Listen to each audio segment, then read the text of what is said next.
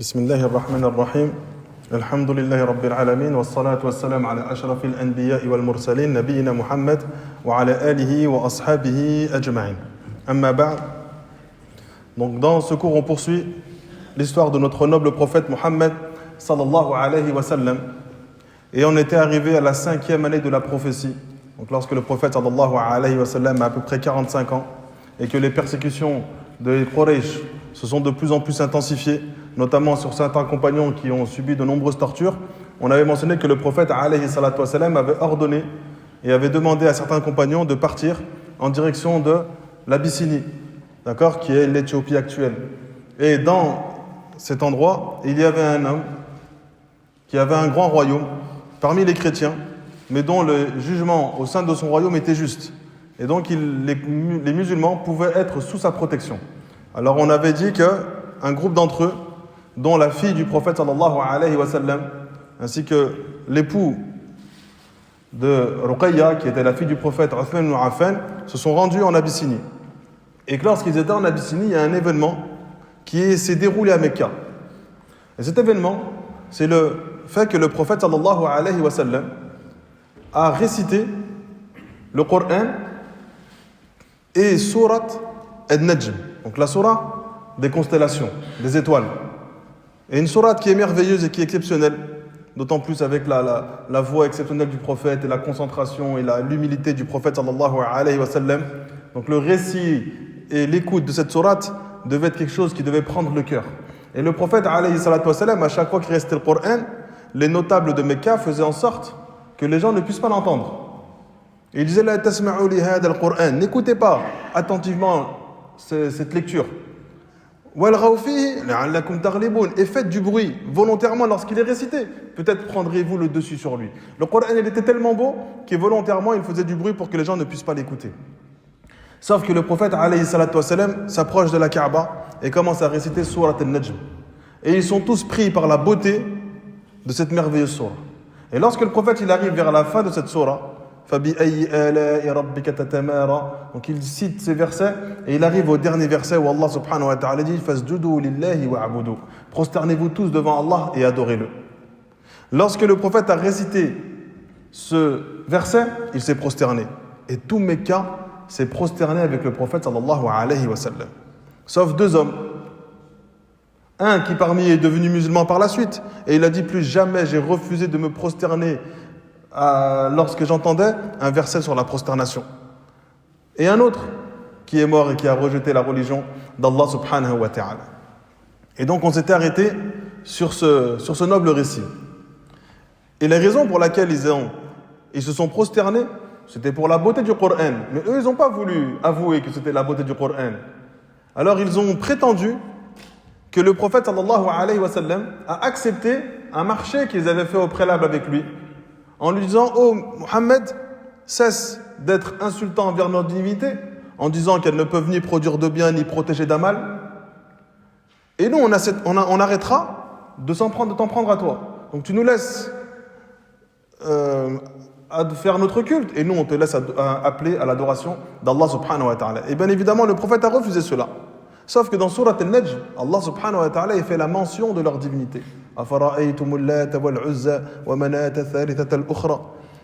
Eux, ils ont dit, le prophète sallallahu alayhi wa sallam a mentionné nos divinités en bien.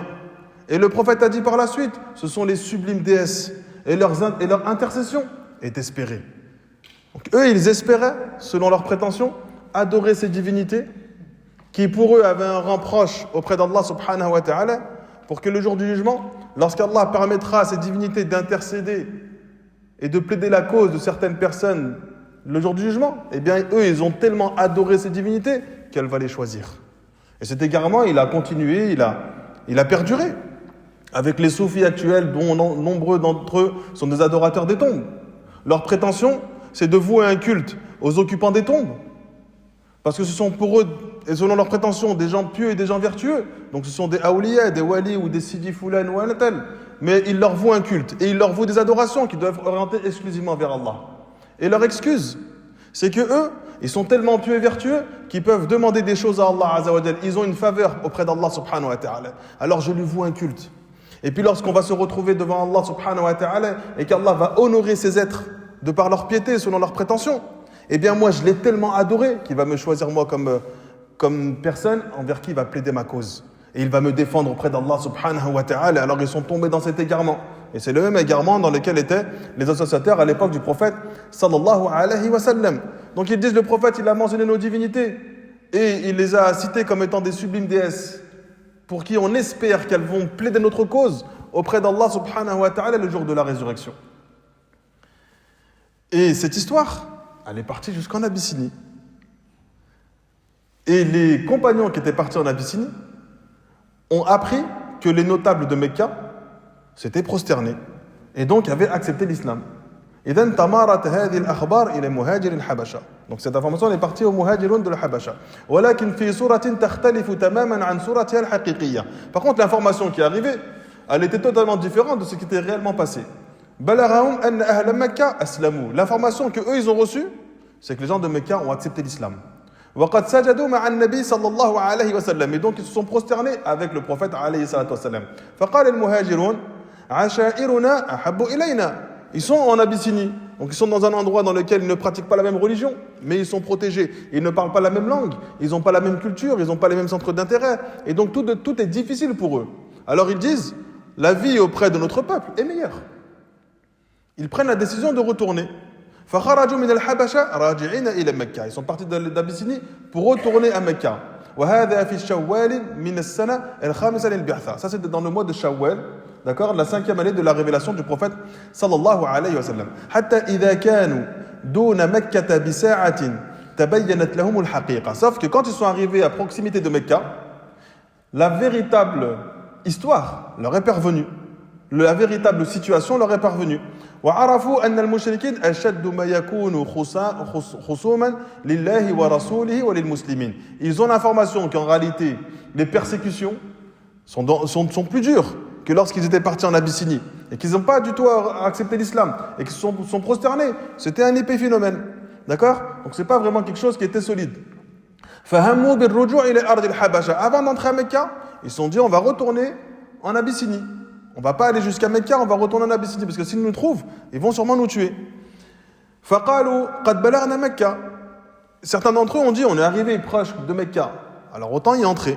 Essayer de voir la situation et de voir l'état du prophète sallallahu alayhi wa sallam. Et la chose la plus difficile, au-delà de quitter leur famille, de quitter leur foyer, d'aller en Abyssinie dans un endroit où ils ne parlent pas la même langue, ils n'ont pas la même culture, pas la même nourriture, pas la même religion, ils délaissent le prophète.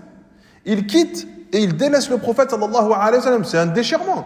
Et on sait que les compagnons ils étaient tellement attachés au prophète qu'ils voulaient tout le temps être présents à ses côtés. Ils l'imitaient dans tout. Bilal radiallahu anhu, lorsque le prophète alayhi salatu wassalam est mort, il n'a plus réussi à vivre à Médine. Il a quitté Médine. Il ne supportait pas la vie à Médine.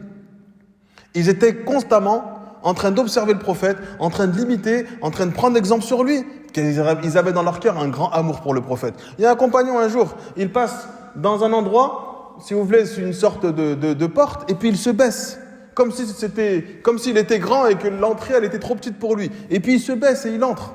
Et puis les gens lui disent pourquoi tu te baisses? C'est haut pour toi, t'as pas la taille qui correspond. Il a dit j'ai vu le prophète se baisser face à cette porte, alors je me suis baissé. Alors maintenant à chaque fois qu'il passait devant cet endroit, il se baissait alors que lui il n'avait pas besoin de le faire. Le prophète alayhi salatu wassalam, de par sa taille, il se baissait pour pas se cogner. Eh bien ça montre l'exemple qu'était le prophète pour les compagnons du prophète sallallahu, pour ses propres compagnons afin. Ala kulli hal. Donc ils prennent la décision, ils se disent on est arrivé jusqu'à Mecca, qad balagna Mecca, d'accord, fadakhalu Mecca, et ils sont entrés à Mecca. Wa lam yadkhul ahadun minhum illa mustakhfiyan.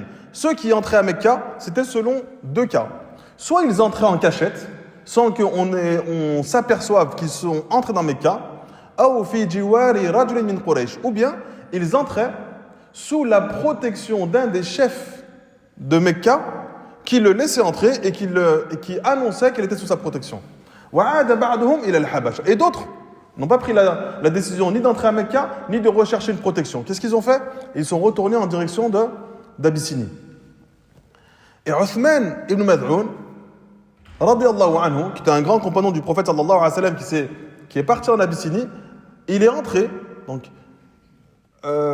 Bijiwar al-Walid ibn al-Mughira. il est rentré sous la protection de Walid ibn al-Mughira, qui était un membre de sa famille. فَلَمَّا رَأَى مَا يُفْعَلُ بِالْمُسْلِمِينَ مِنَ الْأَذَى. Mais lorsque Uthman al-Mad'un, il entre à Mecca, il est sous la protection de Al-Walid ibn al-Mughira. Donc personne ne peut lui faire du mal, car il est protégé par Al-Walid.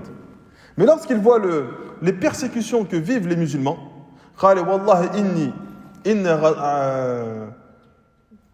إني غدوي ورواحي آمنا بجوار رجل من أهل الشرك وأصحابي وأهل ديني يلقون من البلاء والأذى في الله ما لا يصيبني. Il a été pris de culpabilité. Il dit comment moi je rentre et je suis sous la protection d'un des associateurs d'Allah subhanahu wa ta'ala alors que mes frères en religion et mes proches subissent ce qu'ils sont en train de subir par les mushrikoun. La naqsun kabirun fi nafsi, ça c'est un grand manquement. C'est une mauvaise vertu. Il l'a pris comme étant une vertu, une mauvaise qualité, une mauvaise caractéristique. Il arrive, il est protégé, et puis les autres, ils sont en train d'être torturés. Famasha ila al-Walid ibn al-Mughira. Alors il prend la décision d'aller auprès de al-Walid ibn al-Mughira. Faqala lahu ya Aba Abd Shams, wafat dhimmatuk. Et il lui dit, je te rends cette protection que tu m'accordes. وَقَدْ رَتَدْتُ إِلَيْكَ جِوَارَكَ. Donc il décide de lui rendre la protection.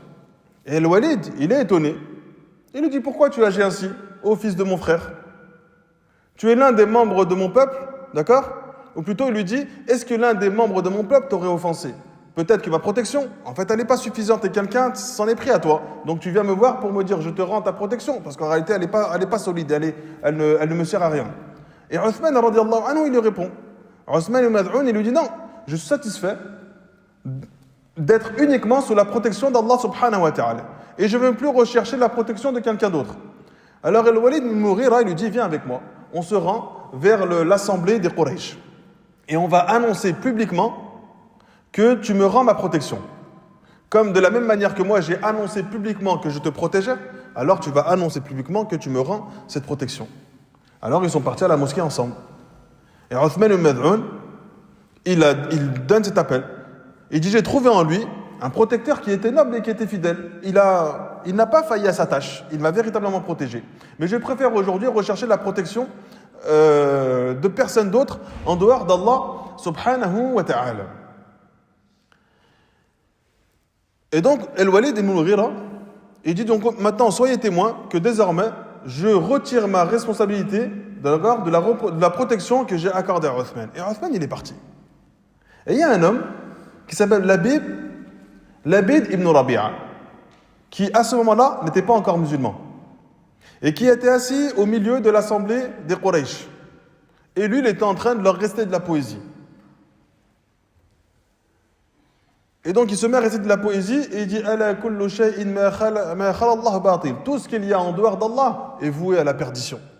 Et là Uthman al-Mad'un dit sadaq, tu as dit vrai. Et il dit ensuite wa kullu na'imin la mahalata za'ilun. Et tout bienfait est inévitablement perdu et éphémère. Et là Uthman al-Mad'un radiyallahu anhu, il lui dit kadhabt, tu mens.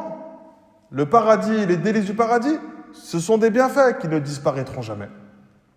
Alors, la Bible, il se lève et lui, il n'a pas pris l'habitude que les gens lui répondent ou que les gens l'offensent.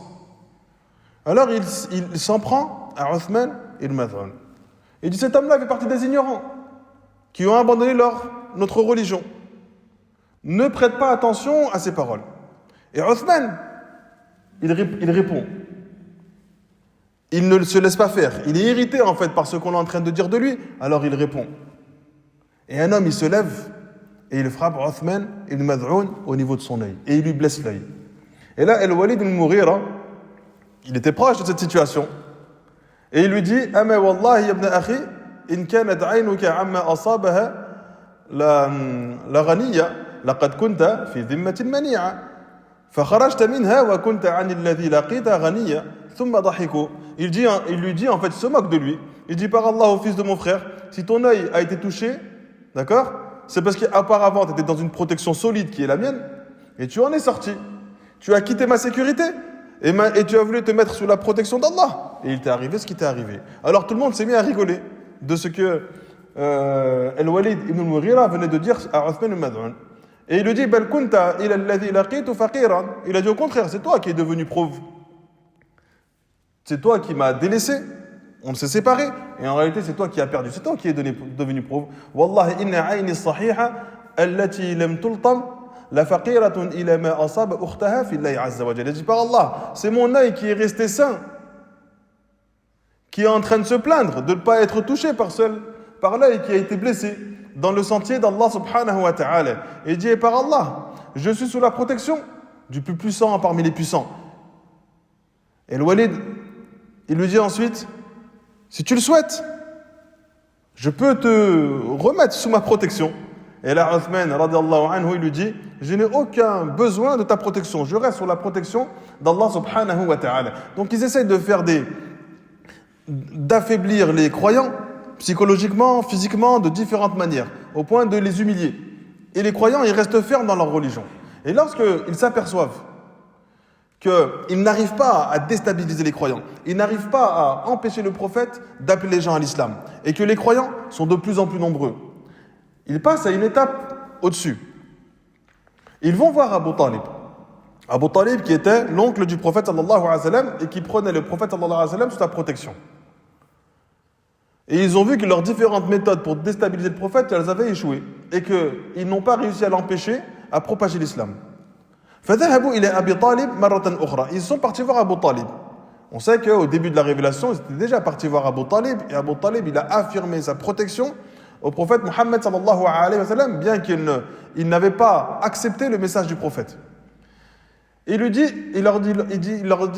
à Abu Talib, Ya Abu Talib, inna laka sinnan wa sharafan wa manzilatan fina. Oh Abu Talib, tu occupes parmi nous une place honorable et un rang respecté. Wa inna ibn akhik yu'dhina fi nadina wa fi majlisina.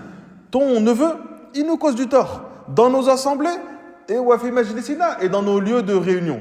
Wa inna qad istahinaka min ibn akhik falam tanhahu anna. وإنا والله لا نصبر على هذا من شتم آبائنا وتسفيه أحلامنا وعيب آلهتنا حتى تكفه عنا أو تنازله وإياك في ذلك حتى يهلك أحد الفريقين. Ils lui disent, on t'a déjà demandé au préalable d'agir, mais tu ne l'as pas fait, tu as préféré garder cette protection et le protéger. Et nous, on ne peut plus supporter ces insultes envers nos ancêtres. Ils critiquent nos religions et ils considèrent nos croyances et notre intelligence comme étant de l'égarement. Alors, soit tu l'arrêtes, soit on s'opposera à lui. Et toi qui es avec lui, tu vas être la cause qu'on va créer deux camps. Et ces deux camps, ils vont disparaître parce qu'on va partir en guerre. Donc là, ils commencent à remettre en question la protection de Abu Talib et ils essaient de mettre la pression sur Abu Talib afin qu'il retire sa protection du prophète ou bien qu'il parle au prophète et qu'il lui dise d'arrêter d'appeler les gens à la religion d'Allah subhanahu wa ta'ala. Alors, Abu Talib, il décide d'envoyer son fils, Aqil, à la recherche du prophète. Donc Aqil, il va auprès de Muhammad sallallahu alayhi wa sallam et il ramène le prophète à Abu Talib. Et il lui dit, Ibn Akhi, au fils de mon frère, donc mon neveu, Inna qawmaka qad ja'ouni, ton peuple, ils sont venus à moi. فَزَعَمُوا أَنَّكَ يُؤْذِيهِمْ فِي نَادِيهِمْ. Et ils prétendent que tu leur causes du tort dans ton appel à la religion d'Allah subhanahu wa ta'ala et dans leurs assemblées, dans tes réunions. Et il lui dit ensuite فَلَا تُحَمِّلْنِي مِنَ الْأَمْرِ مَا لَا أُطِيقُ. Et ne me mets pas dans une position, d'accord, où je vais devoir porter une charge que je ne pourrai pas supporter. Je ne veux pas pouvoir te porter, te défendre et te protéger indéfiniment. فَحَلَّقَ رَسُولُ اللَّهِ sallallahu alayhi wa sallam بِبَصَرِهِ إِلَى السَّمَاءِ. Le prophète, il s'est mis à regarder le ciel et il a observé le soleil. فَقَالَ تَرَوْنَ هَذِهِ الشَّمْسِ. Il dit aux notables de Mecca, est-ce que vous voyez ce soleil qui est ici? Ils ont dit, naam, bien évidemment. فقال رسول الله صلى الله عليه وسلم ما أنا بأقدر على أن أضع ذلك منكم على أن تشعلوا منها شعلة. Il leur dit, je ne suis pas plus capable d'abandonner cette mission qui est l'appel à Allah subhanahu wa ta'ala que vous n'êtes capable d'allumer une flamme à partir du soleil. Donc il leur informe qu'en réalité, ils n'ont pas la possibilité d'empêcher le prophète d'appeler la religion d'Allah Azza wa Jal. فقال أبو طالب والله ما كذب ابن أخي قط فارجعوا. Et Abu Talib il dit par Allah, mon neveu il n'a jamais menti. Alors retournez. Vous n'obtiendrez pas de moi ce que vous êtes venus chercher.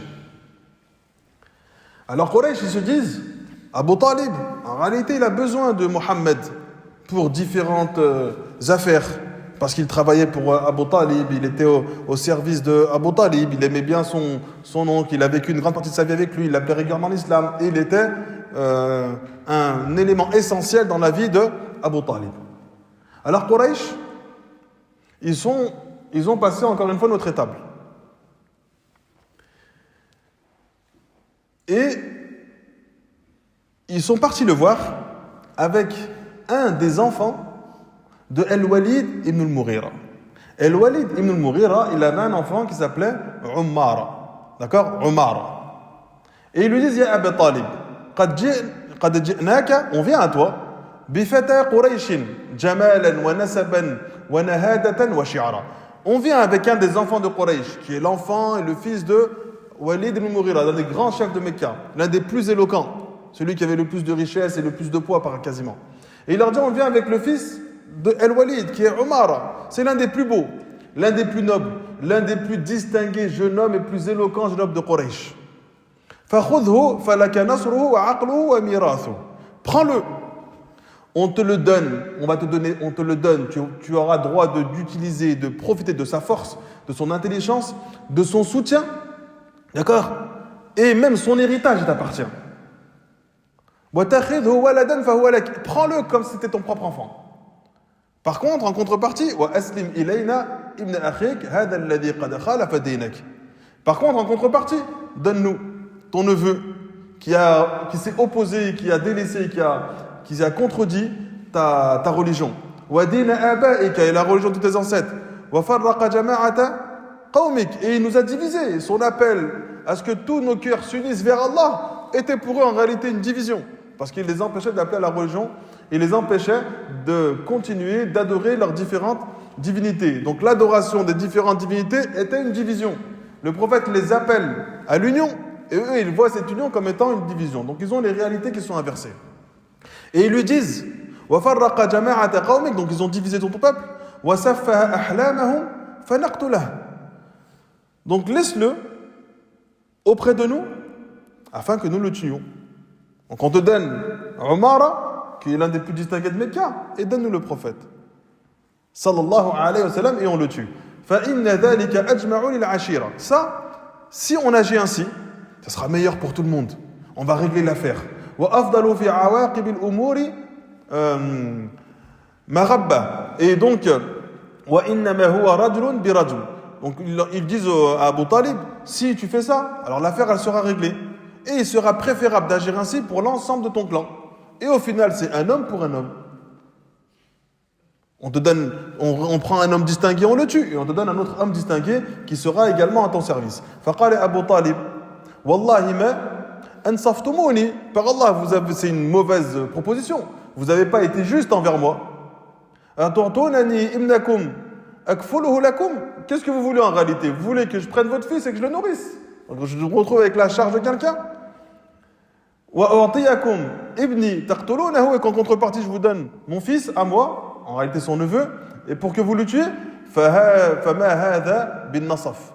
Ça c'est pas quelque chose qui est juste dans votre demande. وَهَذَا وَاللَّهِ لَا يَكُونُ أَبَدًا. Par Allah, jamais je n'accepterai de vous remettre le prophète Mohammed sallallahu alayhi wa sallam. فقال المطعم ابن عدي والله يا أبا طالب لقد أنصفك وقومك. المطعم ibn Adi dit, par Allah, Abu Talib, ton peuple, il a été juste envers toi. C'est un homme pour un homme. Et ils essaient de trouver des solutions, d'accord? وَجَاهِدُوا عَلَى التَّخَلُّصِ مِمَّا تَكْرَهُ. Ils font les efforts pour essayer de trouver des solutions sur des choses qu'on déteste. La division que cela, soi-disant, provoque. فَمَا أَرَاكَ تُرِيدُ أَن تَقْبَلَ مِنْهُمْ شَيْئًا. Et je vois de toi que tu veux en réalité n'accepter aucune requête de la part des notables de Quraysh. Et Abu Talib, il est dit par Allah, vous n'êtes pas juste. Tu prétends être juste, mais tu n'es pas juste. وَلَكِنَّكَ قَدْ أَجْمَعْتَ خُذْلَانِ وَمُظَاهَرَةً عَلَيَّ. La seule chose que vous avez fait, c'est que vous êtes tous unis pour m'abandonner et vous êtes tous dressés contre moi. Fasna' ma badalak. Et donc fais ce qu'il te vient à l'idée de faire. Donc fais ce que tu veux. Après cet événement, et le jour de cet événement, Abu Talib, il a l'information qu'ils ont pris la décision d'assassiner le prophète sallallahu alayhi wa sallam. إذن قد أجمعوا على قتل النبي صلى الله عليه وسلم. Et lorsque est venue la nuit, Abu Talib, il ne trouvait plus le prophète. Il s'est mis à chercher le prophète et il ne le trouvait plus. Donc il a pensé, il s'est dit, il est possible qu'ils l'ont attrapé et qu'ils l'ont tué. Alors Abu Talib, il prend une décision. فلما كان مساء الليلة التي عرضوا فيها عمارة بن الوليد على أبي طالب, donc la nuit où ils ont présenté Umara, le fils de Walid ibn Mughira, à Abu Talib et qu'il refusa, فقد رسول الله. فقد رسول الله عفوا. Le prophète a été perdu, personne ne savait où il était. Alors Abu Talib, il est parti voir ses oncles et les gens de la tribu de Banu Hashim. فجمع أبو طالب فتيانا من بني هاشم. Abu Talib, il a réuni des enfants et des jeunes hommes de la tribu de Banu Hashim et de Banu al-Muttalib. Et il leur a dit, chacun d'entre vous, il prend hadidatan sarima. Chacun d'entre vous prend une hadidatan sarima, comment il pourrait traduire? Comme si c'était un couteau, un morceau de fer tranché, d'accord? Donc prenez quelque chose de tranchant pour pouvoir l'utiliser. Alors ils lui ont dit, qu'est-ce qu'on va faire avec? Il a dit, venez avec moi. Abu Talib, c'est un des chefs, et donc il est respecté, et le prophète fait partie de cette même tribu, donc eux, ils décident de soutenir Abu Talib. Alors ils ont dit, Naf'al, on va faire ce que tu nous demandes. Au même moment, Zayd ibn Haritha, qui est le fils adoptif du prophète, vient et passe devant Abu Talib. Et Abu Talib dit, Ya Zayd, Ahasasta ibn Akhi, est-ce que tu as trouvé, est-ce que tu as vu il y a quelque temps mon neveu, en parlant du prophète sallallahu alayhi wa sallam? فقال نعم كنت معه آنفا. Ouais, effectivement, j'étais avec lui il n'y a pas longtemps. فقال أبو طالب لا أدخل بيتي أبدا حتى أرى. Je ne rentrerai pas chez moi ce soir jusqu'à ce que je le voie devant moi.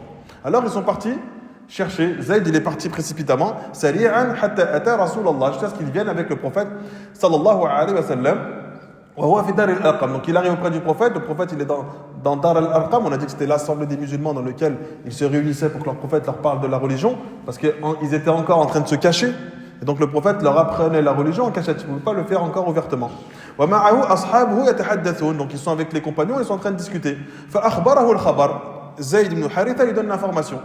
فجاء رسول الله صلى الله عليه وسلم إلى أبي طالب. Le prophète, il va en direction de Abu Talib. Et il lui dit, Abu Talib, est-ce que tu vas bien? Est-ce qu'il y a une chose qui t'est arrivée aujourd'hui? Et le prophète, il lui dit, Nabi khair, il ne m'est arrivé aucune situation alarmante. Et il lui dit, Utrul baytek, rentre chez toi. فدخل رسول الله. Et le prophète, il obéit à Abu Talib, il rentre à la maison. فلما أصبح أبو طالب, lorsque est venu le matin, Abu Talib, il va chercher le prophète sallallahu alayhi wa sallam. فوقف به على أندية قريش. Donc il le prend par la main et il le ramène jusqu'à les notables de Quraysh. Et avec lui, il y avait tous les jeunes hommes de la tribu de Banu Hashim et de Banu al-Muttalib qui étaient présents. Et Abu Talib dit, Ya ma'shara Quraysh, ô peuple de Quraysh, est-ce que vous savez ce que j'avais préparé de faire la veille? فقالوا لا. Ils ont dit non, on n'était pas au courant. فأخبرهم الخبر. Il leur donne l'information qu'il était en train de réunir des personnes pour aller s'en prendre à celui qui avait assassiné le prophète sallallahu alayhi wa sallam. Alors il dit les fityan, Abu Talib, il dit les fityan, ikshifu amma fi aydikum, montrez ce que vous avez dans vos mains. Fakashafu, fa idha kullu rajulin minhum ma'ahu hadidatun sarima. Alors ils ont montré ce qu'ils avaient, et chacun d'entre eux avait une lame et une arme tranchante. Faqala Abu Talib, par Allah, si vous avez tué Mohammed, wallahi law qataltumuhu, si vous aviez tué le prophète, ma baqiyat minkum ahada, aucun d'entre vous ne serait resté vivant. Hatta natafana nahnu wa antum, jusqu'à ce que vous et nous on mette fin à nos jours. Fankasara al-qawm. Quand ils ont entendu cela, alors les Quraysh, ils ont été profondément frappés et touchés. Wa kana ashadduhum inkisaran Abu Jahl. La'anahu Allah ta'ala. Celui qui a été le plus profondément frappé et humilié par ce qu'Abu Talib venait de faire, c'était Abu Jahl. Donc il a compris que Abu Talib, il n'allait jamais cesser cette protection envers le prophète sallallahu alayhi wa sallam. Et Abu Talib, il dit, si le prophète était mort, alors j'étais certain que c'était à cause de Abu Jahl. Donc c'est pour ça que Abu Jahl a été profondément affecté, parce qu'il a vu que Abu Talib avait parfaitement compris que c'était lui qui était en train de manigancer l'assassinat et de préparer l'assassinat du prophète sallallahu alayhi wa sallam. Al-Bayhaqi, il rapporte dans Dala'il al-Nubuwa un récit de Ibn Abbas qui ressemble à celui-ci où il dit Anna unasa min bani Makhzoum tawasaw bin nabi liyaqtuluh. Certaines personnes de la tribu de Banu Makhzoum ont décidé d'aller tuer le prophète sallallahu alayhi wa sallam. Minhum Abu Jahl. Parmi cette tribu de Banu Makhzoum, Abu Jahl, Al-Walid ibn al-Mughira et d'autres personnes de cette tribu de Banu Makhzoum.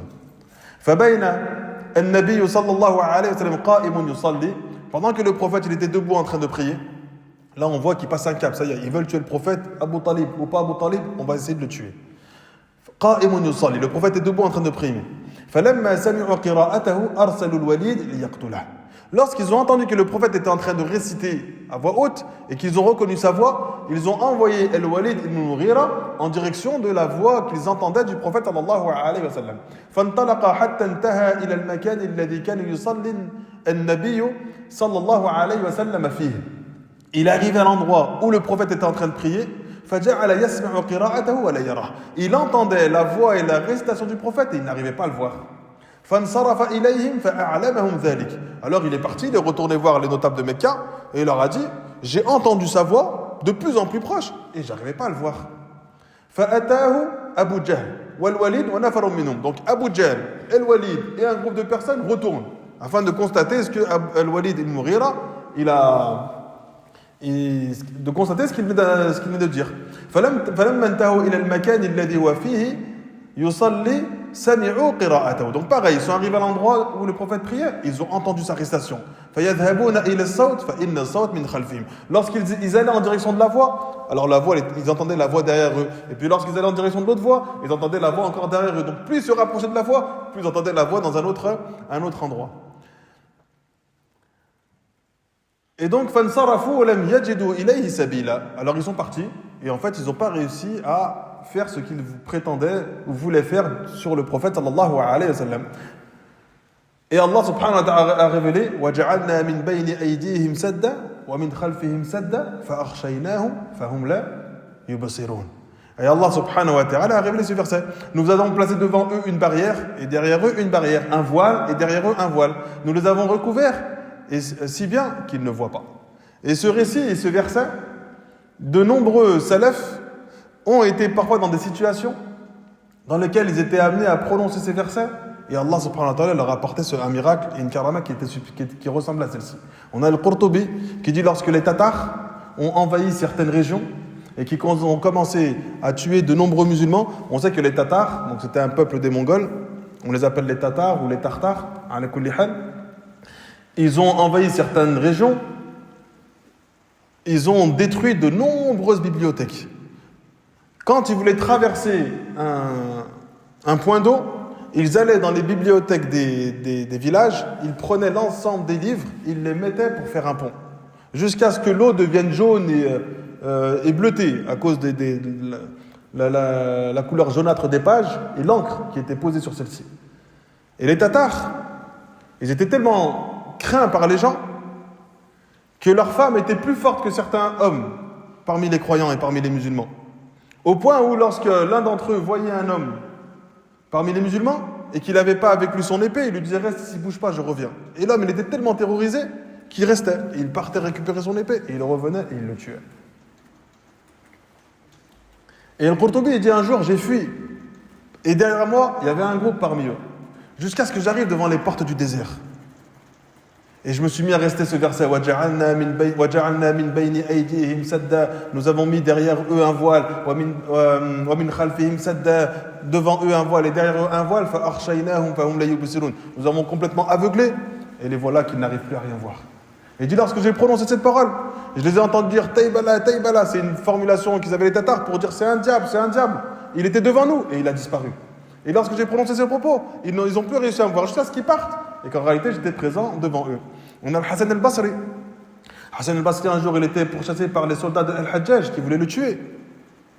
Et donc, il arrive dans la demeure d'un de ses proches, Habib ibn Muhammad, et il lui raconte le récit.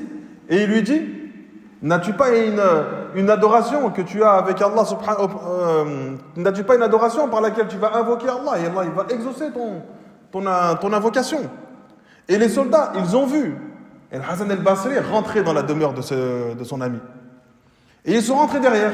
Et El Hassan al-Basri a invoqué Allah subhanahu wa ta'ala. Ils l'ont pas vu. Ils sont retournés auprès du gouverneur et ils lui ont dit, on l'a vu entrer. Et quand on est rentré dans la demeure, on n'arrivait plus à le trouver. Il a dit, il était bien là. Mais Allah subhanahu wa ta'ala, il l'a aveuglé à vos yeux. Et ça, c'est un récit qui a commencé avec le prophète Mohammed sallallahu alayhi wa sallam. ولم تزل فكرة اغتيال النبي صلى الله عليه وسلم تزداد في قلوب المشركين يوما بعد يوم. Et donc l'idée de tuer le prophète n'a jamais cessé dans le cœur des polythéistes. Donc jour après jour, leur envie d'assassiner le prophète augmentait. Ibn Ishaq, rahimahullah ta'ala, il rapporte قال أبو جهل لعنه الله يا معشر قريش إن محمدا قد أبى إلا ما ترون من عيب ديننا وشتم آبائنا وتسفيه أحلامنا وشتم آلهتنا. Il dit, le Mohammed, il ne cesse de critiquer notre religion, d'insulter nos ancêtres, de rabaisser tasfih ahlamina, de rabaisser notre esprit ou de rabaisser notre intelligence, wa shatmi aliyatina, et de dénigrer nos divinités.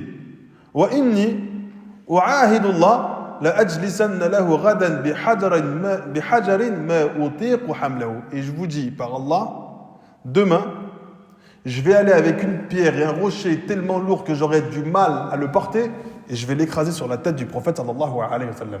Fa'idha sajada, lorsqu'il va être en prière et qu'il va se prosterner, fadakhtu bihi ra'sahu, je vais écraser sa tête.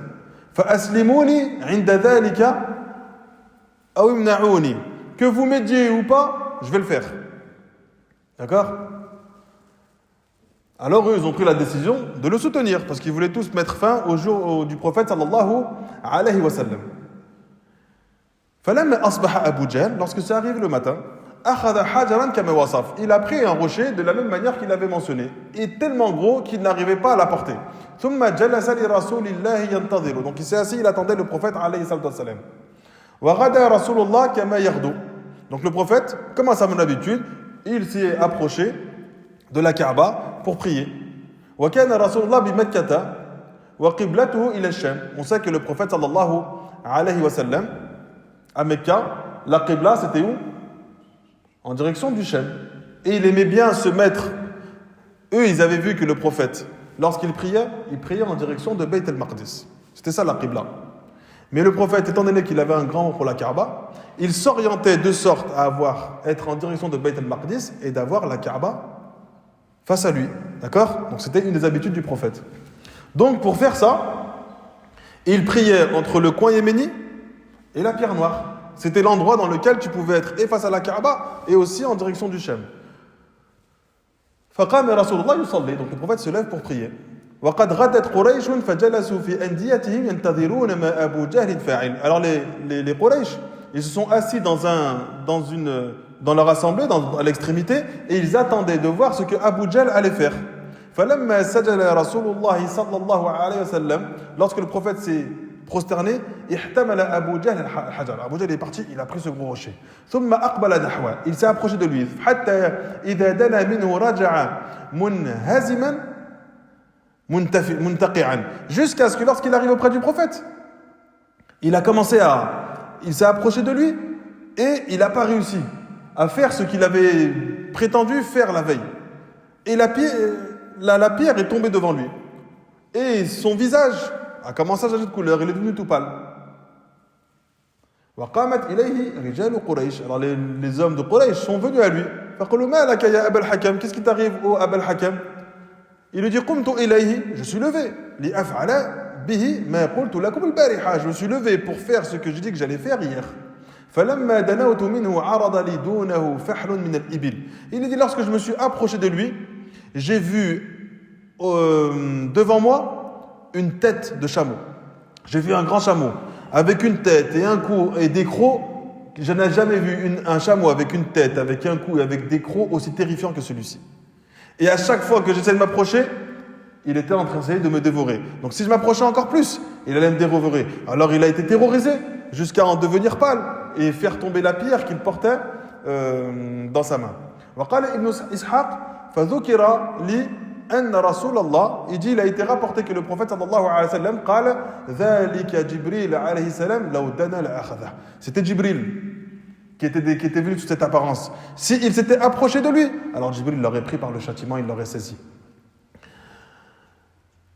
Dans ces différents événements, les compagnons sont spectateurs de ça. Que le prophète, alayhi salatu wassalam, on essaie à plusieurs reprises de le tuer, mais il est protégé par la révélation et il est protégé par Allah subhanahu wa ta'ala. Et il y a un des compagnons, c'est le premier à avoir sorti son épée pour la défense du prophète. Avant cela, ils étaient min al-mustad'afin, ils étaient faibles, ils étaient en infériorité, et donc ils n'avaient pas l'ordre de se défendre. Et le prophète sallallahu alayhi wa sallam leur demandait d'appeler les gens à l'islam. C'était ça leur tâche et leur fonction. Surtout qu'on est là dans les premières années de la révélation, 5e, 6e année, c'est encore très tôt.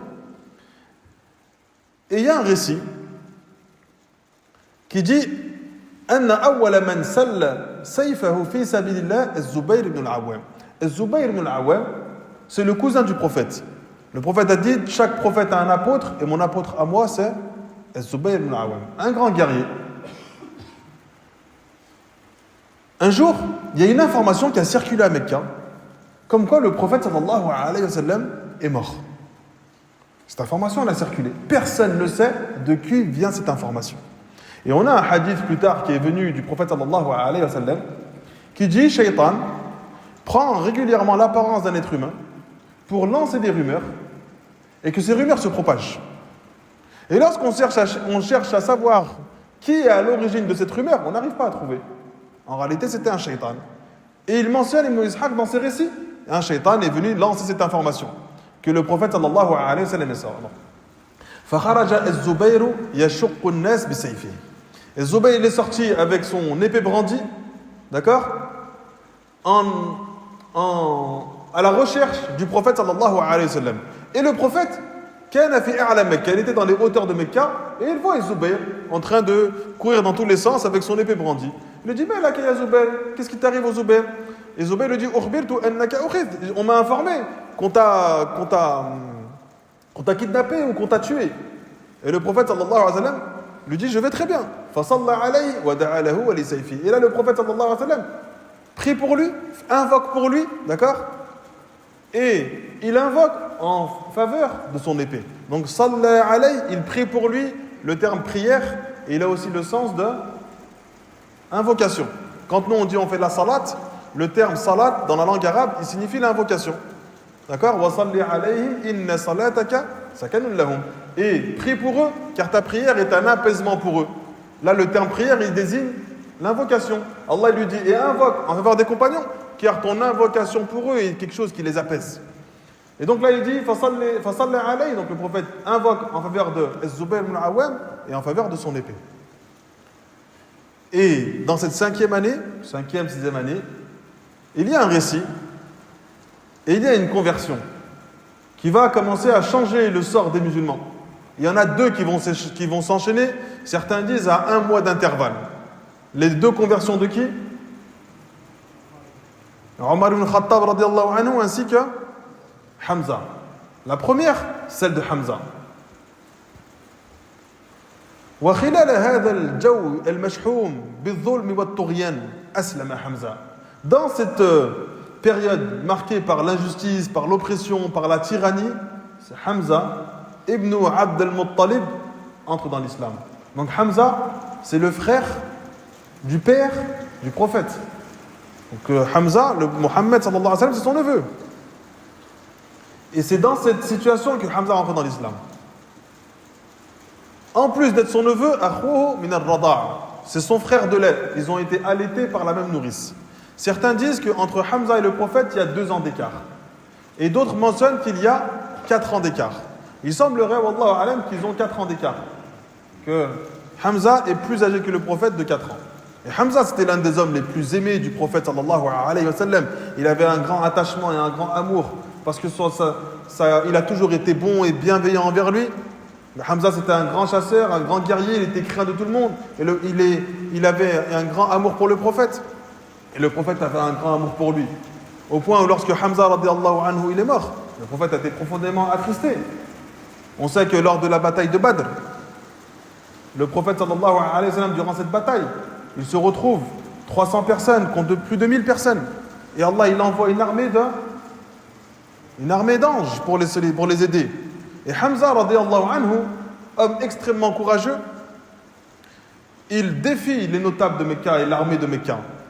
Et les Mécois, ils avaient ordonné à toute personne qui vivait à Mecca et dans les alentours de sortir faire la guerre. Ils n'avaient pas d'autre solution. Ils n'avaient pas d'autre choix. C'était imposé. S'ils ne sortaient pas, ils étaient tués. Ou ils étaient boycottés. Ou ils étaient délaissés. Et donc ils étaient obligés de sortir pour aller tuer le prophète sallallahu alayhi wa sallam lorsqu'il était à Médine. Et Hamza, il a cette information. Et les gens disent, laisse courir la rumeur. On va tuer le prophète, on va tuer Hamza. Alors Hamza, radiallahu anhu, il prend des plumes d'oie extrêmement grandes, blanches, bien voyantes, et il les met sur lui. Pour que lorsque la bataille commence, tout le monde sait où se trouve Hamza. Et que celui qui veut venir tuer Hamza, il ne pourra pas dire je ne l'ai pas trouvé, je ne l'ai pas vu. Et Hamza, il tue plusieurs personnes dans cette bataille. Notamment, le père de Hind et des membres de sa famille, et son frère. Et Hind, lorsqu'elle apprend cela, elle est profondément touchée. Et elle développe une colère contre Hamza. Et Hind, c'est l'épouse de Abu Sufyan. Abu Sufyan, c'est celui qui est à l'origine de cette bataille. Abu Sufyan, c'est celui qui est à l'origine de cette bataille, celui qui a levé l'armée pour l'envoyer à Médine, combattre le prophète et tuer le prophète. Et Hind, après cette bataille-là, et qu'elle apprend que des membres de sa famille sont morts, elle veut se venger essentiellement de Hamza. 1 an après, il y a la bataille de Uhud. Donc il lève une armée de plus de 3000 personnes. Il paye même des gens d'Abyssinie, des guerriers d'Abyssinie pour venir combattre avec eux. Et donc ils partent pour combattre le prophète alayhi salatu wassalam. Et Hind, elle avait un esclave qui s'appelait comment? Wahshi, un maître du javelot. Il ne manquait jamais sa cible. Et elle savait que personne ne pouvait prendre Hamza au défi en un contre un. Donc, si elle voulait tuer Hamza, il fallait qu'elle s'attaque à lui de loin. Donc elle dit à Wahshi, si tu tues Hamza et que tu me ramènes son corps, alors tu es libéré. C'est-à-dire que lui, le prix de sa libération, c'était qu'il tue Hamza. Et il est esclave, et là il a l'opportunité de ne plus être esclave et d'être libéré, d'être un homme libre. Alors lorsque commence la bataille de Uhud, Wahshi, il observe et il guette Hamza. Et il l'attaque avec son javelot. Et on sait que Wahshi ne loupe jamais sa cible. Et il tue Hamza. Ensuite, il prend Hamza, il le ramène jusqu'à Hind. Et il y a le récit où elle mutile Hamza, radiallahu anhu. C'est pour ça que le prophète, lorsqu'il voit Hamza, il est profondément attristé. Parce qu'elle l'a mutilé. Et elle a même enlevé un bout de son foie et elle a mangé son foie. Et le prophète, il est profondément attristé. Mais le prophète, il n'aime aucun être humain plus qu'il aime Allah. Wahshi est entré dans l'islam. Hind est entré dans l'islam. Et Abu Sufyan est entré dans l'islam. Celui qui a tué le Hamza est entré dans l'islam. Celle qui a commandité cela est entré dans l'islam. Et celui qui est à l'origine de ces deux batailles, Badr et Uhud, est entré dans l'islam. Et le prophète sallallahu alayhi wa sallam a accepté leur islam et s'est comporté avec eux comme si cette histoire n'avait jamais existé. Parce que ce qui les liait aujourd'hui, c'était leur amour pour Allah subhanahu wa ta'ala. Il ne s'est pas vengé d'eux. Dans certains récits, le premier à être entré dans l'islam, c'est Wahshi.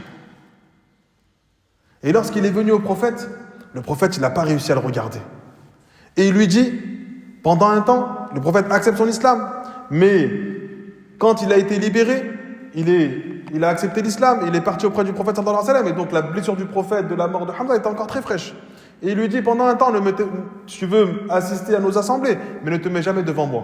C'est-à-dire qu'il ne voulait pas voir Wahshi, parce que cela lui rappelait la mort de son oncle, Hamza. Et donc pendant un temps, Wahshi ne pouvait pas se mettre devant le prophète sallallahu alayhi wa sallam jusqu'à ce que la peine du prophète soit dissoute et s'apaise. وسبب إسلامه, donc légère parenthèse sur Hamza, وسبب إسلامه أن أبا جهل مر برسول الله عند الصفا. L'une des causes de leur entrée dans l'islam de Hamza, c'est qu'Abu Jahl, un jour il passe auprès du prophète et le prophète il était auprès du mont Safa. فآذاه, et il lui a causé du tort. وشتمه ونال منه بعد ما نكره. Et donc il a insulté le prophète, il l'a un petit peu violenté et il a été dur avec lui. وَرَسُولُ اللَّهِ صَلَّى اللَّهُ عَلَيْهِ وَسَلَّمَ سَاكِتٌ لَا يُكَلِّمُهُ. Le prophète, il est resté silencieux. Il ne lui a ni répondu verbalement, ni même physiquement. ثُمَّ انصَرَفَ. Et après, Abu Jahl, lorsqu'il a fait tout ce qu'il a fait au prophète, il est parti. Sauf que proche de As-Safa, il y avait la maison de Abdullah ibn Jada'an. Et dans cette maison, il y avait une des servantes de Abdullah ibn Jada'an qui a vu toute la scène. Alors que Abu Jahl, il a pensé faire ça et que personne ne l'avait vu. Il n'y avait que lui et le prophète. فلم يلبث أن أقبل حمزة متوشحا متوشحا قوسه. Peu de temps après, il y a Hamza qui apparaît avec son arc à l'épaule. Il était revenu de la chasse. Et la femme sort, cette servante sort, et dit Ya Aba Umara, oh le père de Umara, law ra'ayta ma laqiya ibn akhika Muhammadun alifan min abi al-Hakam ibn Hisham. Si tu avais vu ce que Abu Jahl vient de faire à ton neveu, Muhammad sallallahu alayhi wa sallam, wajadahu hauna jalisan fa'adahu wa sabba. Il l'a trouvé ici assis tout seul. Et il s'en est pris à lui violemment et il s'est mis à l'insulter. Wa balagha minhu ma yakrah. Et il lui a fait tout ce qui est détestable à faire. Thumma insarafa anhu. Ensuite il est parti. Et il est parti en direction de la Kaaba. Wa lam yukallimhu Muhammad. Et le prophète Muhammad ne lui a pas répondu. Il est resté silencieux, il n'a rien dit. Et donc Hamza, lorsqu'il a entendu cela, il s'est mis en colère. Car il avait un grand attachement pour le prophète sallallahu alayhi wa sallam. Il se dirige auprès de Abu Jahl. Et Abu Jahl, il était assis auprès de son peuple. فأقبل نحوه حتى إذا قام على رأسه رفع القوس. Lorsqu'il arrive auprès de lui, Hamza il a levé son arc et il a mis un grand coup sur la tête de Abu Jahl. Et donc Abu Jahl s'est écroulé et les gens se sont levés pour commencer à attaquer et s'en prendre à Hamza radiyallahu anhu. Donc un grand groupe de personnes s'est levé pour empêcher Hamza de frapper Abu Jahl. Et Abu Jahl, il lui dit laissez-le. Da'u Aba Umara, laissez-le. Fa inni wallahi qad sababtu ibn akhi sabban qabihan. Il a dit c'est vrai, car je viens d'insulter son neveu, d'insultes extrêmement violentes et d'agissements extrêmement violents. Donc il est en droit d'avoir cette colère et de faire ce qu'il vient de me faire. Et Hamza radiyallahu anhu, il dit à Abu Jahl,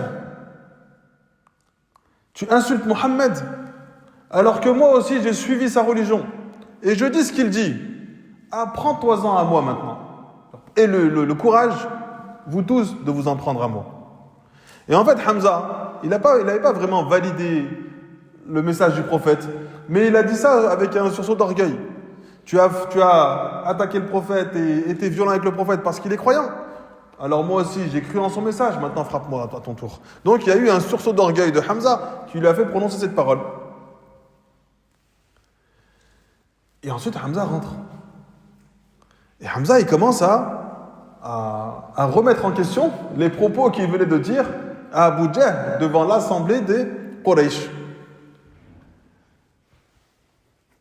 Et il se pose la question, il dit Kayfa tarakta dina qawmi, comment tu t'as fait là pour délaisser la religion de ton peuple. Wattaba'ta hadha as-sabi'a, et tu viens de suivre maintenant celui qui abandonne justement la religion de son peuple. Lil mautu khayrun laka mimma sana'at. Et il se dit à lui-même, la mort elle était meilleure pour toi que ce que tu viens de dire et ce que tu viens de faire. Thumma iltamasa at-tawfiq war-rushd min Allah. Mais après ça, après ces paroles, Allah subhanahu wa ta'ala lui a apporté la guidée. Et la véritable guidée et la véritable droiture. Et il a prononcé une invocation. Il a dit Allahumma in kana rushdan faj'al tasdiqahu fi qalbi. Oh Allah, si ce que je viens de dire c'est une guidée, alors fais que cette parole que j'ai prononcée soit véridique dans mon cœur. Wa illa faj'al li mimma waqa'tu fihi makhraja. Et si ce que je viens de dire ce n'est pas une guidée, alors trouve-moi une issue favorable sur ce que je viens de prononcer. Fabata radiyallahu anhu bi laylatin lam yabit mithlaha min waswasati ash-shaytan hatta asbah. Il a passé la nuit. Il n'a jamais passé une nuit aussi compliquée que celle-ci, avec les différentes insufflations et waswas du shaitan sur ce qu'il venait de prononcer, qu'il avait accepté le message du prophète sallallahu alayhi wa sallam. فغدا على رسول الله صلى الله عليه وسلم. Alors le matin, il est parti auprès du prophète alayhi salatu wassalam.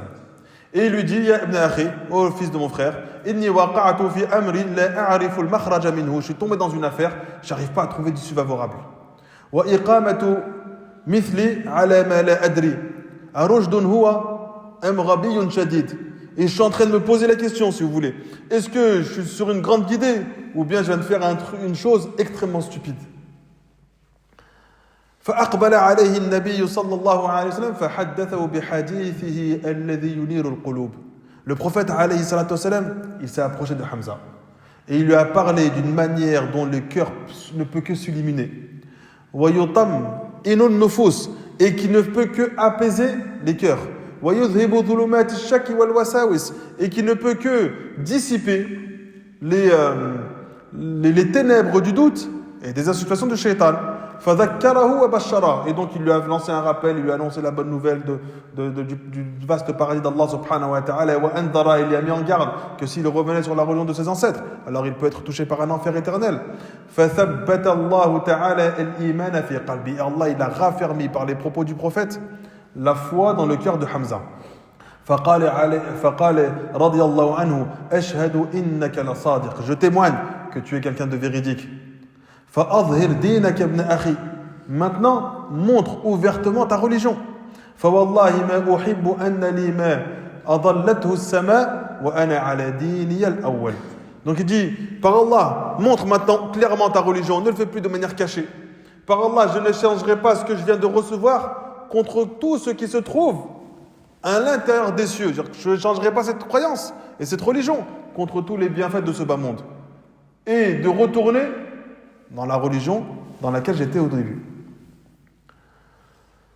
Et le prophète surra bi islami Hamza. Il a été extrêmement joyeux et réjoui de l'islam de Hamza.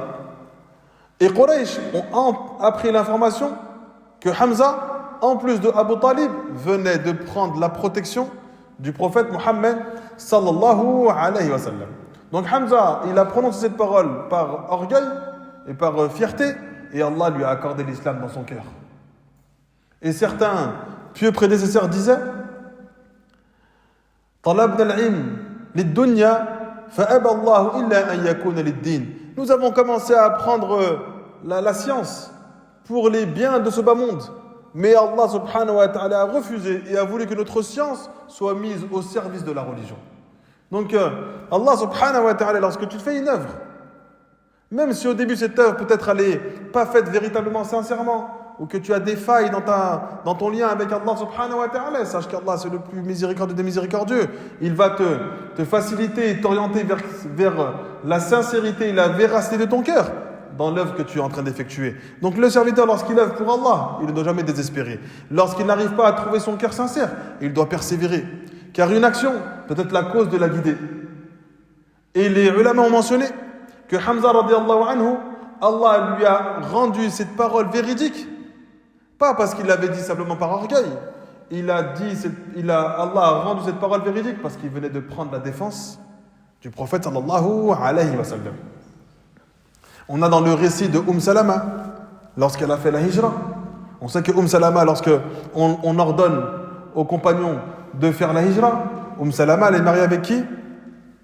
Abu Salama, l'un des hommes les plus merveilleux de Mecca, avec l'un des meilleurs comportements. Lorsque Abu Salama meurt, elle dit, il n'y a pas un homme meilleur que lui. Elle n'espérait même pas, elle s'imaginait même pas être mariée un jour avec le prophète. Et l'homme meilleur que lui, c'était le prophète sallallahu alayhi wa sallam. Mais lorsqu'ils doivent faire hijra, ils sont séparés. Les tribus et la tribu de Salama empêchent Salama de faire la hijra. Alors elle reste à Mecca avec son enfant. Et Abu Salama est dans l'obligation de quitter Mecca de peur d'être tué. Et donc il va jusqu'à Médine. Sauf que Salama, elle voit venir la tribu de son mari, Abu Salama, et ils lui disent, l'enfant, il ne reste pas avec toi, il reste avec nous. Ce qui fait que pendant 1 an, elle a été prisonnière des gens de sa famille, et son enfant a été prisonnier des gens de la famille de Abu Salama. Elle était profondément attristée pendant longtemps, jusqu'à ce qu'un des chefs de Mecca la voie régulièrement triste, et il dit aux notables, laissez-la. Vous n'avez pas vu que vous êtes en train de l'attrister, c'est une personne de votre famille, laissez-la partir. Alors elle décide de partir. Il la laisse, elle récupère son enfant et elle part. Et elle croise un homme qui faisait partie des personnes qui causaient le plus de tort aux compagnons et aux musulmans. Il lui dit, Ila ayna Salama. Tu vas où, Salama? Elle a dit, Afiru bidini minkum. Je m'enfuis avec ma religion de vous. Wa alhiqu bizawji fil Madina. Et je vais retrouver mon mari à Médine. Il lui dit, Wahdak, tu pars tout seul voyager, sans aucune monture, sans aucune nourriture, sans rien avec toi. Elle lui dit, Naam. 10 jours pour faire Mecca-Médine à l'époque. 10 jours dans le désert. Et il faut avoir des provisions suffisantes pour que ça dure tout le voyage. Parce que pendant le voyage, il est extrêmement difficile de trouver du gibier. C'est très très rare. Du gibier dans le désert que tu vas pouvoir chasser et avec lequel tu vas pouvoir te nourrir, c'est extrêmement rare. C'est arrivé dans une situation, c'est laquelle? Petite parenthèse.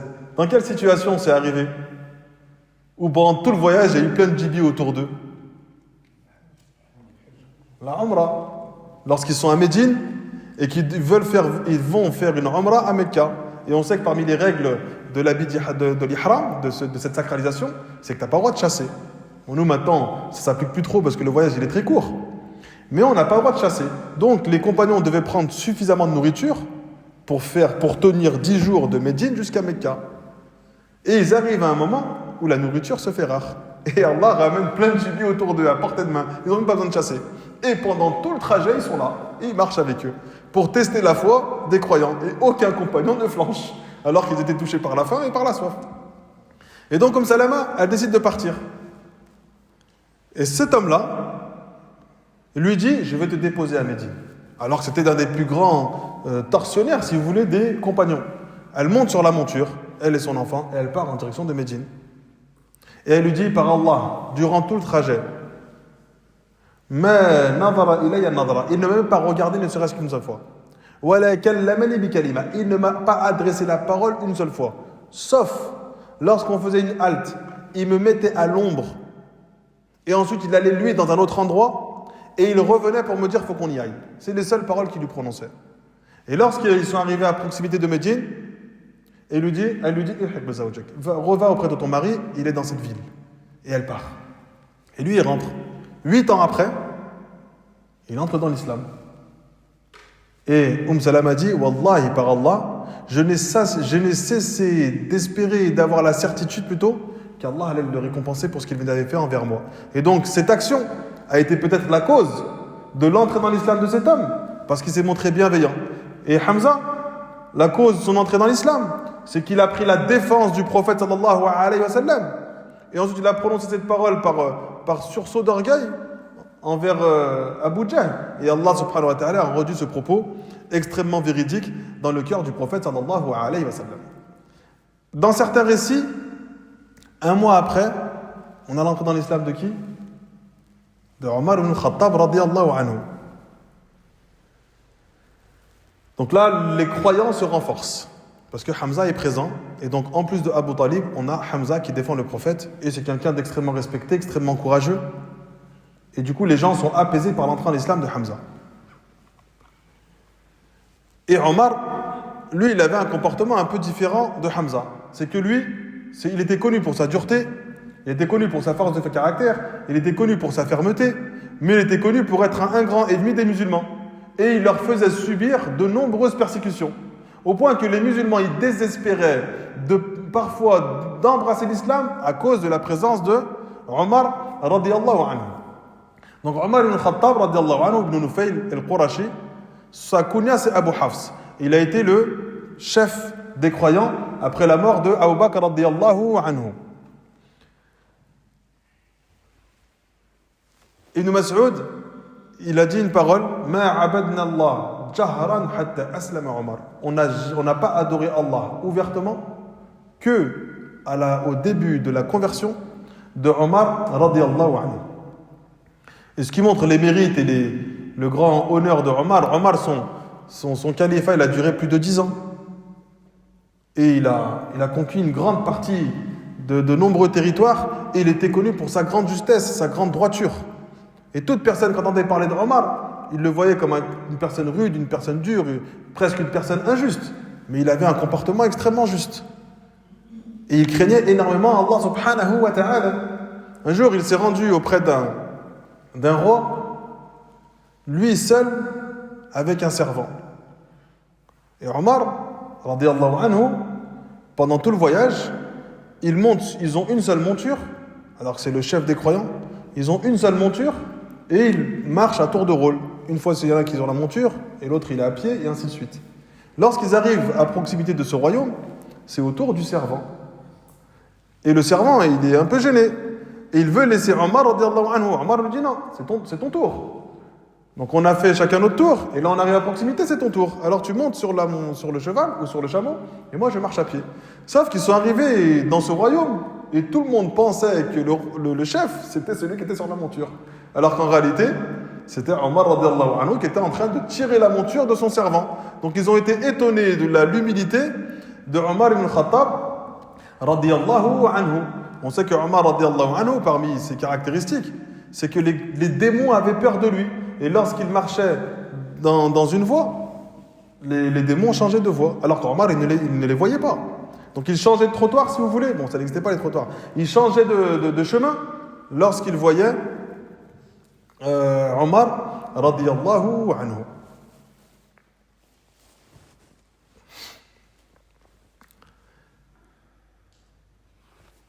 Et Omar, il a été tué par qui? Abu Lu'lu al-Majusi, un hypocrite qui ne pouvait pas s'attaquer à Omar ouvertement, et donc à la prière du Fajr, il va prier, il prend une lame avec lui, Omar entre en prière, et pendant la prière, il met 4 coups de couteau à Omar radiyallahu anhu. Et il n'a pas simplement 4 coups de couteau, sa lame était empoisonnée. Donc Omar, il tombe au sol, il est profondément affecté.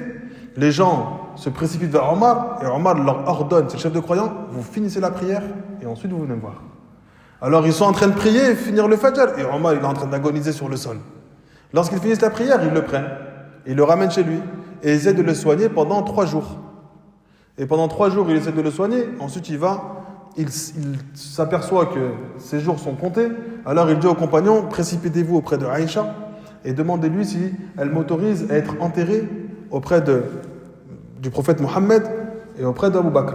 Aïcha radiyallahu anha, étant donné que le prophète est mort dans sa demeure et qu'il nous a dit que les prophètes sont enterrés à l'endroit même où ils meurent, alors il a été enterré dans la chambre dans laquelle il est mort. Et donc Aïcha radiyallahu anha avait mis un mur, donc elle avait isolé la tombe du prophète, d'accord, et elle vivait dans l'autre partie de la maison. Ensuite son père est mort, et son père a été enterré à côté du prophète sallallahu alayhi wa sallam. Donc dans cette chambre, il ne restait qu'une seule place dans laquelle on pouvait mettre quelqu'un. Aïcha, elle espérait que cette place allait lui être attribuée. Elle allait être enterrée à côté de son père Abu Bakr et à côté de son mari, le prophète sallallahu alayhi wa sallam. Donc imaginez-vous le comportement et la piété de Aïcha pour accepter la requête de Omar. Là, elle vit dans cette maison dans laquelle il y a une pièce où son mari, le prophète sallallahu alayhi wa sallam, est enterré et son père est enterré. Et il ne reste qu'une place. Et les gens vont vers Aïcha et lui disent Omar te demande la permission d'être enterré à côté de prendre cette dernière place. Aïcha aurait pu dire comme les femmes d'aujourd'hui non, c'est ma place, c'est à mon haq, c'est mon droit. Qu'est-ce qu'elle fait? Elle applique le hadith La yu'minu ahadukum hatta yuhibba li akhihi ma yuhibbu li nafsihi. Personne n'est un véritable croyant ferme et solide dans sa foi tant qu'il n'aime pas pour son frère ce qu'il aime pour soi-même. Elle accepte. Et lorsqu'il donne l'information à Omar, il est réjoui. Et quelques temps après, il meurt. Et donc Omar, il est enterré avec le prophète sallallahu alayhi wa sallam et avec Abu Bakr radiyallahu anhu. Après la vie du prophète, on fera... Bon, la vie du prophète, ça va durer longtemps, parce qu'on a dit qu'on faisait une vie détaillée.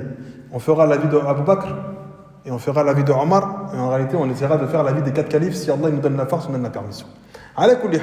L'islam de Omar, il a été extrêmement important. Et d'ailleurs, le prophète, alayhi salatu wa salam, comme cela est rapporté par l'imam Ahmed, fi Musnadi, wa ibn Hibban, fi Sahihi, bi Sanadin Hassan, ibn Omar radiyallahu anhuma. Donc le fils de Omar radiyallahu anhu, il rapporte un hadith du prophète qui dit Allahumma a'izz al-islam bi ahabbi hadayn ar-rajulayn ilayk. Oh Allah, apporte le secours à l'islam ou renforce l'islam par l'entrée en islam de l'un de ces deux hommes. Que l'islam soit renforcé par l'entrée en islam de l'un de ces deux hommes. Bi Abi Jahl, soit par l'entrée en islam de Abu Jahl, celui qui était un grand tortionnaire du prophète, ou Omar ibn Khattab radiyallahu anhu. فكان أحبهما إليه عمر بن الخطاب رضي الله عنه. Et l'homme le plus aimé, d'accord, était en réalité Omar radiyallahu anhu. Donc Allah subhanahu wa ta'ala a exaucé l'invocation du prophète en permettant à Omar, qui était un grand un homme d'une grande dureté envers les musulmans, et Allah subhanahu wa ta'ala a adouci son cœur. On a un autre hadith qui est rapporté par le Hakim fi al-Mustadrak bi sanadin sahih عن عائشة, que Aïcha rapporte radiallahu anha, qui dit Allahumma a'iz al-islam bi Omar ibn Khattab khassa. Oh Allah, accorde une force particulière à l'islam par la conversion de Omar ibn Khattab radiallahu anhu. Et donc à la suite de ces invocations du prophète, bidayatul lin 'inda Omar, la douceur a commencé à prendre place dans le cœur de Omar radiallahu anhu. Et donc on avait mentionné que les gens ils perdaient espoir de se voir un jour embrasser l'islam à cause de la présence de Omar comme étant quelqu'un qui faisait du tort aux croyants. Sauf qu'ils ont commencé à avoir et à entrevoir une légère lueur d'espoir lorsque Omar commençait à s'adoucir de plus en plus. Et l'imam Ahmed, il rapporte dans Fada'il al-Sahaba un récit. Il dit Abdillah, Layla bint Abi Hathama, radiyallahu anha, qui était la femme d'un grand compagnon qui est Amir ibn Rabi'a, elle dit on était en train de se préparer. On était en train de préparer notre pactage, d'accord, pour se rendre en terre d'Abyssinie. Et mon mari Amir, il était sorti de la maison pour faire certaines de nos affaires. Donc il était sorti pour une occupation. Jusqu'à ce que Omar vienne. Et Omar se poste devant moi. Il était encore un associateur. Et elle dit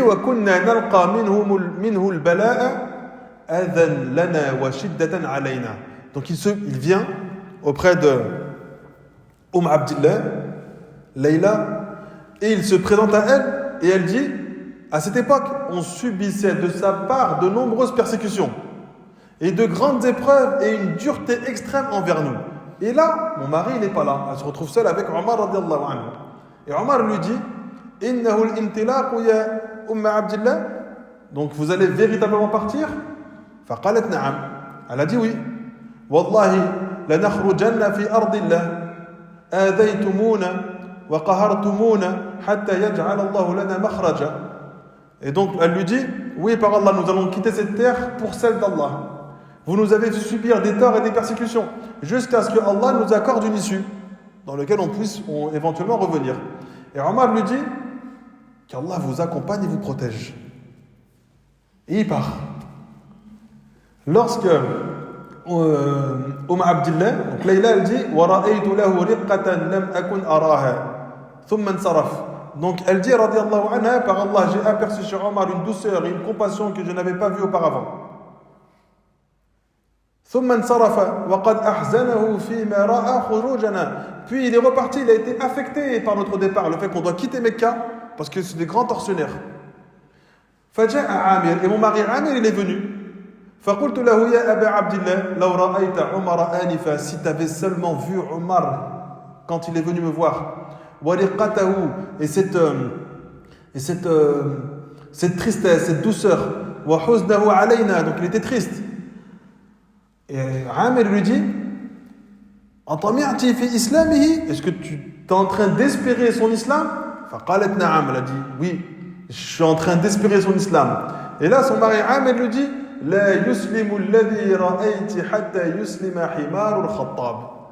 il lui dit Omar ne se convertira pas avant que son âne ne se convertisse. Donc lui il avait désespéré que Omar puisse un jour entrer dans l'islam.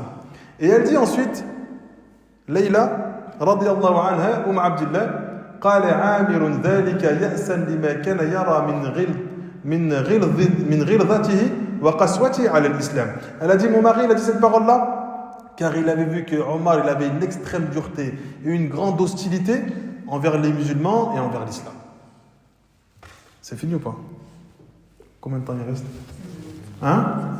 5 minutes, 4 minutes. Khalas, on finit avec le récit de l'entrée en islam de sa sœur. Un récit qui est court, Inch'Allah. Donc on a Omar qui a une sœur. Comment elle s'appelle? Qu'est-ce qu'elle dit? Fatima. Fatimatu bintul Khattab. Donc la sœur de Omar s'appelle Fatima. Et elle l'a devancée dans l'islam. Le mari de Fatima, c'est qui? Saïd ibn Zayd, qui est un des 10 compagnons promis au paradis. Et elle, lorsqu'elle est entrée dans l'islam, il y avait un compagnon qui venait régulièrement chez eux pour leur enseigner la religion. C'était qui ce compagnon? Khabbab ibn al-Arat. C'est quoi la particularité de Khabbab ibn al-Arat? On avait dit c'est quoi sa particularité à lui? Oui, il avait appris une partie du Coran, mais...